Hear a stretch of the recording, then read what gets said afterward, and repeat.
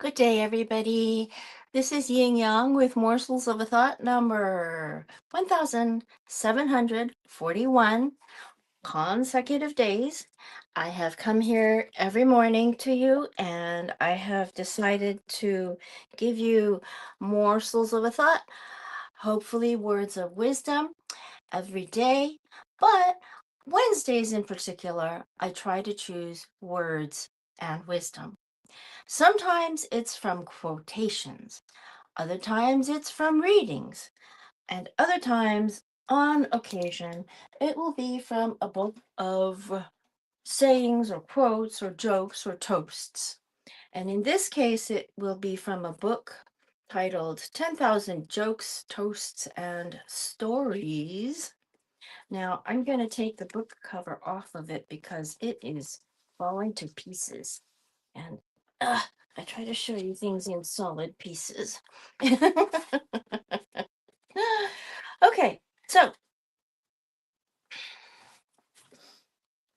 number 7,253. Now, I shouldn't give you all these numbers. I'll just tell you what I'm reading. The new cook, who had come into the household during the holidays, asked her mistress, "Where ban your son? I not seeing him round no more." "My son," replied the mistress pridefully, "oh, he has gone back to Yale. He could only get away long enough to stay until New Year's Day, you see. I miss him dreadfully, though." "Yes, I knowing just how you feel. My brother, he been in Yale 6 times since Thanksgiving." Little Greta came into the kitchen, whilst mother was talking to the milkman. She just stood and stared. The mother says, "Well, Greta, what do you say to the gentleman who brings you your nice milk every day?" Greta, shaking hands with him, says, "I am very glad to meet you. And how is your cow?" Now, here is a joke under the category of races and nations. Oh my goodness. Now, let me tell you when this book was printed. Well, the price was $2.95, and the book was 2 inches thick. So that gives you an idea. A mammoth encyclopedia of wit and humor. And the printer, it is edited by Lewis and Faye Copeland, Faye. Okay, so this one starts off with the capital C, Chinese. Okay. A New York importer received the following circular from a Chinese company in Shanghai. As an auspice of beatitude to the community, as an omnipotent daily utilized novelty, as a pioneer of the scientifical element, as a security to metal, as a shortcut to the way of prosperity in the commercial world, as an agent to economy of both time and money, is the newly discovered wonderful polishing powder that to be heartily welcomed wheresoever. Despite the heavy sacrifice of capital and the consumption of brains, we have thereby sorry. We have thereby I'm sorry. We have thereby succeeded in researching out the usage of this polishing powder, capital P, capital P.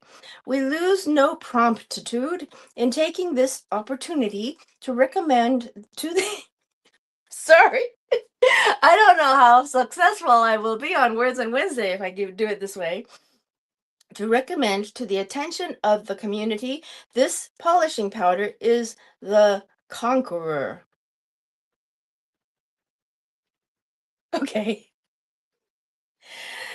Now, the next one was having me on the floor laughing, but I don't know how many people like this one. The following letter was received by a New Jersey landlord from his Chinese tenant. "Yes, indeed, I arrears 3 months' rent. If you were I, should you pay and keep mouth shut, who is like damn fool to pay the thing unsatisfactory. Unless you patch the roof and put new paper on wall, then I clear out.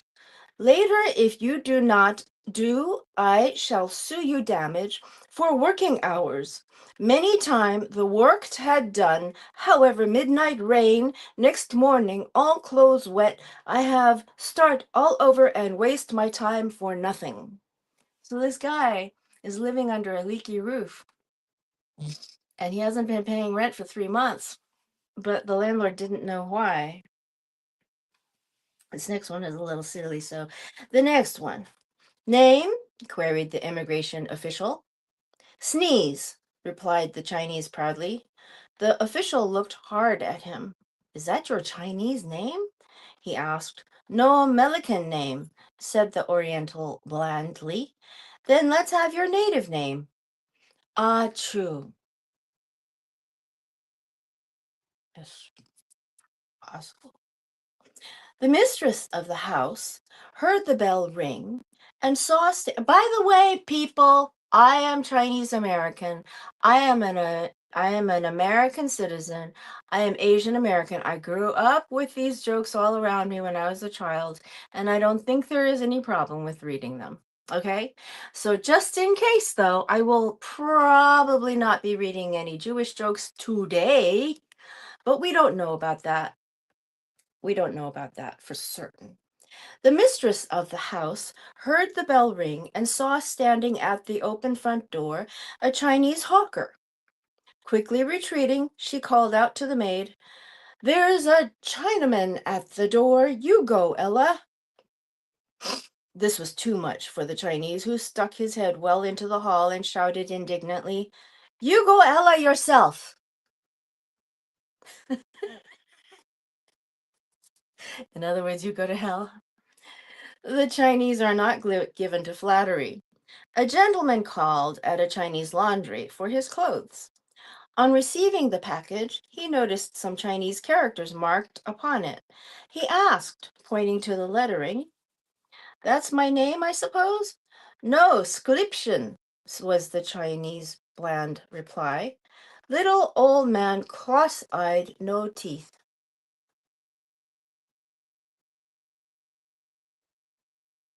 Mhm. Lighthouse, no glued full flog, said Chinaman. Lighthouse he shine, whistle he blow, flog bell he ling, and flog he come just the same, no glued. These are gonna get me in trouble, so I'm gonna go over to a different section now. I'm going to go over to the section titled The Professions. Okay? Now, I'm going to go to the beginning of the professions just to make sure we get every single one of them if they are good. And this is part 6 of the book. Lawyers. Ooh.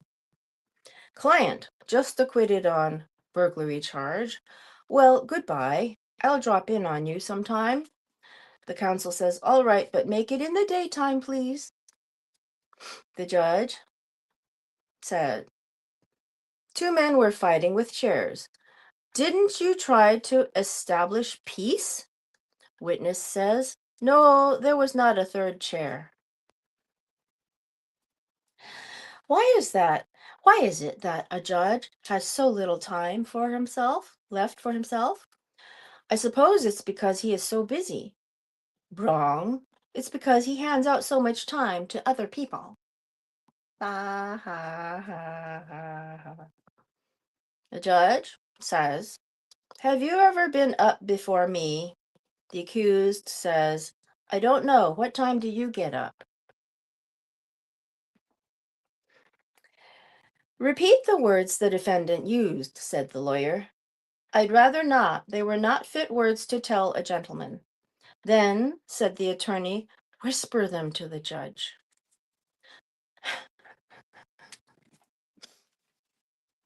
A district attorney objected to a lawyer calling the state's evidence tainted testimony. His objection was sustained by the judge before whom the case is being tried. Quote, The testimony isn't tainted, he declared. "'Tis," replied the lawyer. "'Tain't," voiced the judge. The judge says, "Do you understand the nature of an oath, madam?" The witness says, "I should say I do. I was in the car that bumped into your car against signals this morning."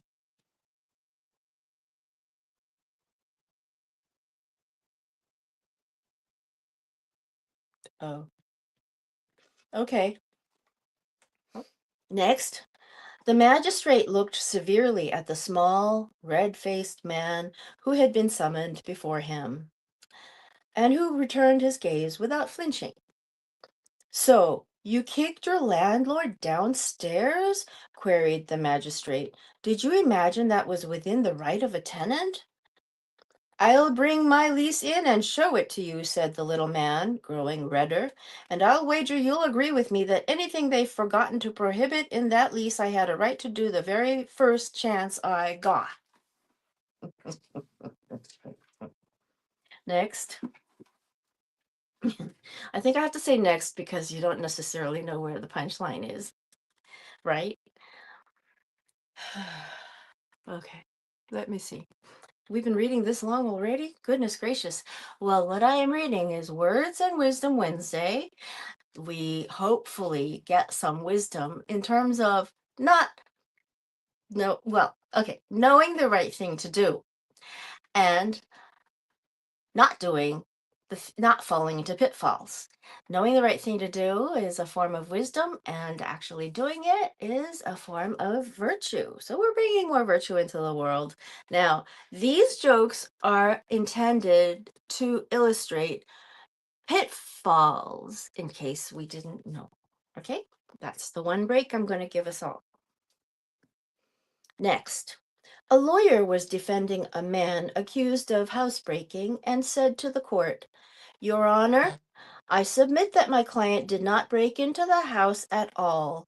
He found the parlor window open and merely inserted his right arm and removed a few trifling articles. Now, my client's arm is not himself, and I fail to see how you can punish the whole individual for an offense committed by only one of his limbs." The judge considered this argument for several moments and then replied, "That argument is very well put. Following it logically, I sentence the defendant's arm to 1 year's imprisonment. He can accompany it or not, as he chooses." The defendant smiled and, with his lawyer's assistance, unscrewed his cork arm and, leaving it in the dock, walked out. Prosthetic arm. Next, two friends met on the street after not having seen each other for some time. One of them was using crutches. "Hello," said the other man. "What's the matter with you?" "Streetcar accident," said the man on crutches. "When did that happen?" "Oh, about 6 weeks ago." "And you still have to use crutches?" "Well, my doctor says I could get along without them, but my lawyer says I can't." Oh boy. An old black man was charged with next. An old black man was charged with chicken stealing, and the judge said, "Where's your lawyer?" "Ain't got none, Judge." "But you ought to have one," returned the court. "I'll assign one to defend you." "No, sir, no, sir, please don't do that," begged the defendant. "Why not?" persisted the judge. "It won't cost you anything. Why don't you want a lawyer?" "Well, I'll tell you, Judge," said the old man confidently. "I wants to enjoy them chickens myself." Shit. Oh, goodness gracious. Well, this will be a check mark video. Good morning, good morning, good morning to all my friends out there. Good morning, John Clark. Good morning, good morning. And next. "You are lying so clumsily," said the judge to the defendant, "that I would advise you to get a lawyer." Mm. The judge next, judge says, "You are fined $10." And in these days, it would have been $100. Mrs. Bargains absent-mindedly says, "Sorry, but that's a little more than I care to pay." Next, a sailor was called into the witness box to give evidence. "Well, sir," said the lawyer, "do you know the plaintiff and defendant?" "I don't know the drift of them words," answered the sailor. "What? Not know the meaning of plaintiff and defendant?" continued the lawyer. "A pretty fellow you to come here as a witness. Can you tell me where on board the ship it was the man struck the other?" "Abaft the binnacle," said the sailor. "Abaft the binnacle," said the lawyer. "What do you mean by that?" "A pretty fellow you," responded the sailor, "to come here as a lawyer and don't know what abaft the binnacle means." Abaft the binnacle.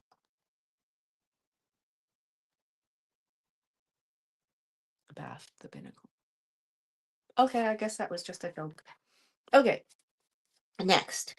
"And now, Mrs. Sullivan," said Lawyer Thompson, "will you be kind enough to tell the jury whether your husband was in the habit of striking you with impunity?" "With what, sir?" "With impunity." "He was, sir, now and then, but he struck me oftener with his fist."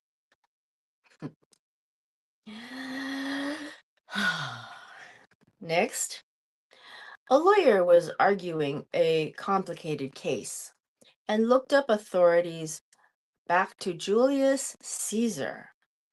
At the end of an hour and a half, in the most intricate part of his plea, he was pained to see what looked like inattention. It was as he had feared. The judge was unable to appreciate the nice points of his argument. "Your Honor," he said, "I beg your pardon, but do you follow me?" "I have so far," answered the judge, shifting wearily about in his chair, "but I'll say frankly that if I thought I could find my way back, I'd quit right here."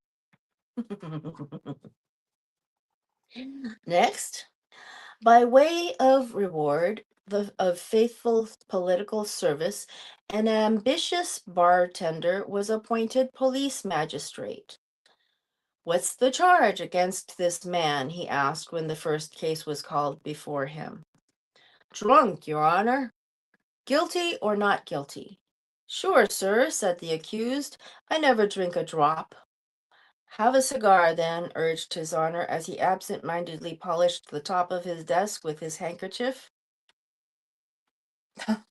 Jesus Christ.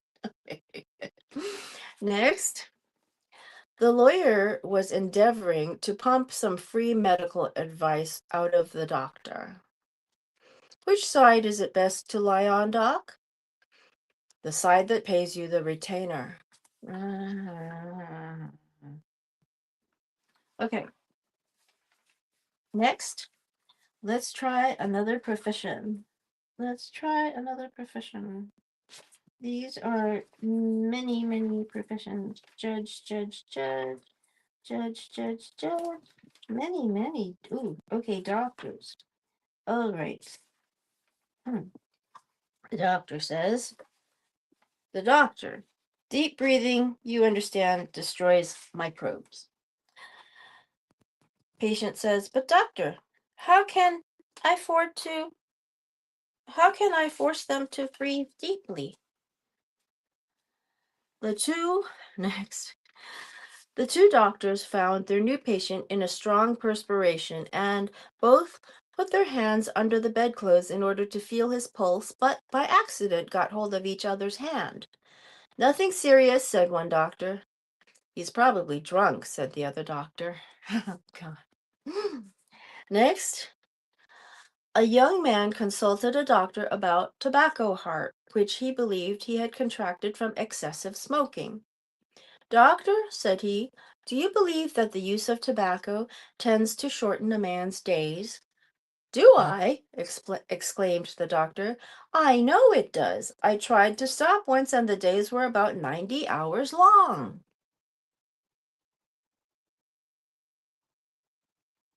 Medical professor says, next, what would you do in the case of a person eating poisonous mushrooms? The student says, recommend a change of diet. Okay, so I'm going to go with why I'm reading to you from a joke book. I was originally going to read about politics, and I think that what I speak of is so obvious to people that I guess it behooves me to ask the question, why is it that I see all the news speak one side of the story? And it is because I see one side of the story because I view one side of the story. I had a friend ask me recently about whether I could send links to places that I would like him to read about or watch about.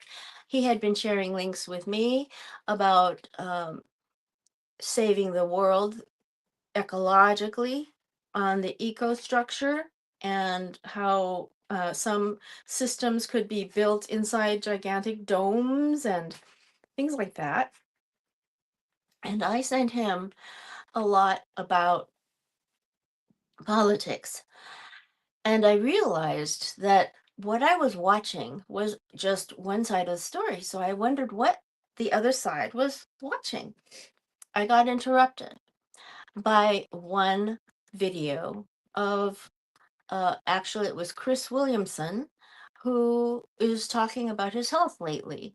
He is a podcaster, he's very famous. He has about at least, he has millions of viewers, and he is working on his health, and he is currently trying a treatment that he had to leave the country to get, and his video is a part one of more. So I said to myself, I'm obviously not watching enough, so I can't give a multifaceted view of any politics. So I'll give you my side today, just because these jokes are wearing thin. These jokes are really wearing thin. Um, I say that we are headed for a problem in this country.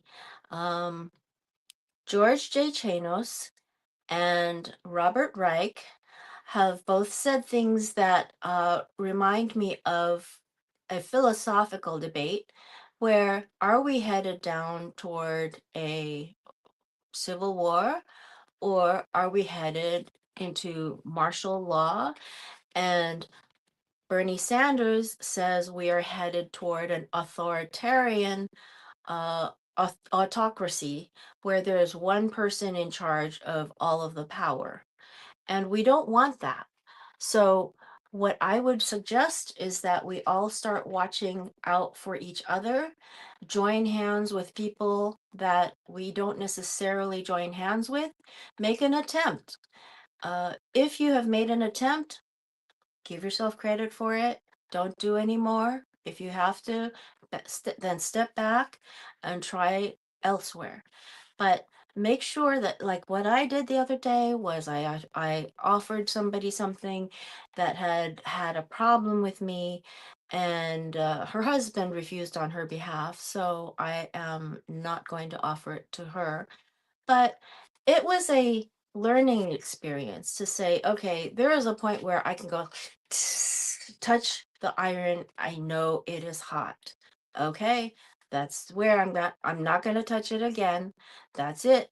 Okay, so right now, politics wise, we've already voted, and we've got to make sure that we continue to vote or make sure that we have the ability to vote and that things stay the same. Well, right now, the same is not very good because we are on a slippery slope to the bottom into a very bad abyss.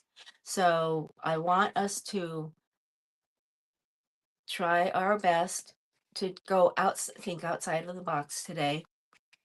And Words and Wisdom Wednesday, that's all I have to say for today. Okay? Old Kinderheck.